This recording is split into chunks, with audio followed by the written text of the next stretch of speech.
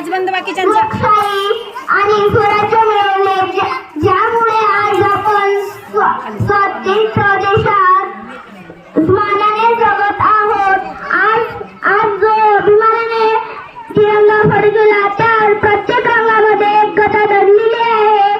भगवा रंग सांगतो त्यागचा, पांढरा रंग सांगतो सत्य आणि समृद्धीची, तर हिरवा रंग सांगतो समृद्धीची मध्यभागाची असेल. अशोक चक्र आपल्याला पुढे जाण्यासाठी प्रगतीची शिकवण देते. दिवसेवर्षे अनधिक काळ देश परकी सत्तेखाली दबलेला होता, पण या मातीत जन्मलेल्या असंख्य वीरांनी हार मानला नाही. पण मित्रांनो, इथे कथा संपत नाही. स्वातंत्र्य मिळणे जितकं कठीण होतं तितकंच तेही महत्वाचं.